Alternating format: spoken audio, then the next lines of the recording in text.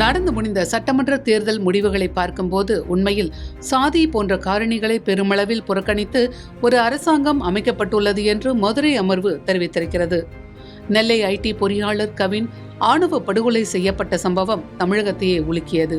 இந்த சம்பவத்தில் தொடர்புடைய சுர்ஜித்தின் தந்தையான காவல் உதவி ஆய்வாளர் சரவணன், தாய் கிருஷ்ணகுமாரி மற்றும் உறவினர் ஜெயபால் ஆகியோர் மீது வழக்கு பதிவு செய்யப்பட்டு இவர்கள் கைது செய்யப்பட்டனர். இந்த வழக்கு நெல்லை மாவட்ட வன்கொடுமை தடுப்பு சட்ட நீதிமன்றத்தில் நடந்து வருகிறது. இந்நிலையில் கைது செய்யப்பட்டு சிறையில் உள்ள காவல் உதவி ஆய்வாளர் சரவணன் ஜாமீன் வழங்க கோரி மதுரை அமர்வில் மனு தாக்கல் செய்திருந்தார். இந்த வழக்கு நீதிபதி புகழேந்தி முன் விசாரணைக்கு வந்தது.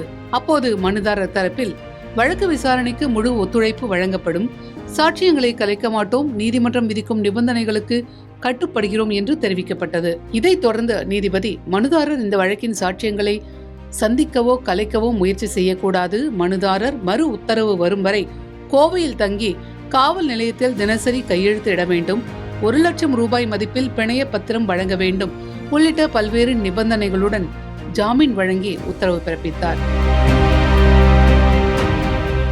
இந்த வழக்கில் மதுரை அமர்வு கூறிய கருத்துக்கள் முக்கியமானவையாக பார்க்கப்படுகின்றன. கௌரவ கொலை என்பது சாதிய பாகுபாட்டின் உச்சகட்ட சாதி வெறியின் வெளிப்பாடாகும் என்று அமர்வு கூறியிருக்கிறது. சாதி வெறி இந்த தேசத்திற்கு ஒரு சாபக்கேடு என்று உச்ச நீதிமன்றம் குறிப்பிட்டுள்ளது என்றும் நீதிபதி சுட்டிக்காட்டியிருக்கிறார். உண்மையில் இது கௌரவ கொலையின் முதல் சம்பவம் அல்ல. கடந்த 10 ஆண்டுகளில் மாநிலத்தில் 59 கௌரவ கொலைகள் பதிவாகியுள்ளன. சாதி வெறி மக்களின் மனதில் ஆழமாக வேரூன்றி முழு அமைப்பையும் சீரழித்து வருகிறது என்று நீதிபதி வருத்தம் தெரிவித்தார். ஒருவர் எவ்வளவு சக்தி வாய்ந்தவராக அல்லது சலுகை பெற்றவராக இருந்தாலும் ஒவ்வொருவரும் ஏதோ ஒரு வடிவத்தில் சாதி வெறியில் உள்ளனர் என்று கூறிய மதுரை அமர்வு, நீதிபதிகளான நாங்களும் இதிலிருந்து தப்பவில்லை. வழக்குகள் தகுதியின் அடிப்படையில் தீர்க்கப்பட்டாலும் எங்கள் உத்தரவுகளுக்கும் சாதியின் அடிப்படையில் உள்நோக்கங்கள் கற்பிக்கப்படுகின்றன என்று நீதிபதி தெரிவித்தார்.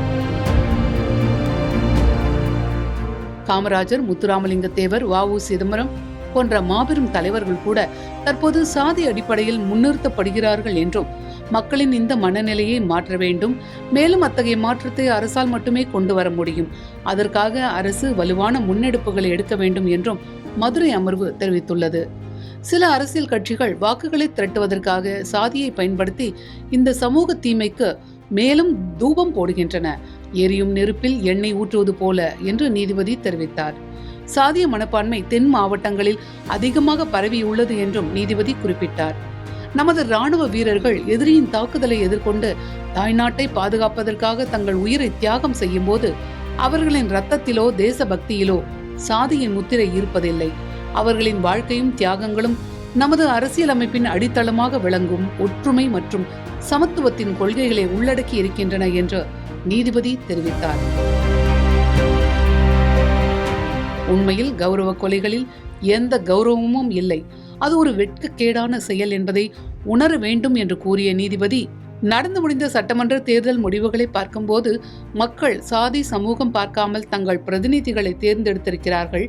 உண்மையில் சாதி போன்ற காரணிகளை பெருமளவில் புறக்கணித்து ஒரு அரசாங்கம் அமைக்கப்பட்டுள்ளது என்றார். இதுபோன்று மக்களின் மனநிலையும் மாறும்போதுதான் அரசு உண்மையான மாற்றத்தை கொண்டு வர முடியும் என்பதை நினைவில் கொள்ள வேண்டும் என்று நீதிபதி தெரிவித்தார். எனவே இந்த அரசு மக்களின் மனதிலிருந்து சாதியை ஒழிப்பதற்கான பொறுப்பையும் முன் முயற்சியையும் எடுக்க வேண்டும் என்று மதுரை அமர்வு குறிப்பிட்டிருக்கிறது.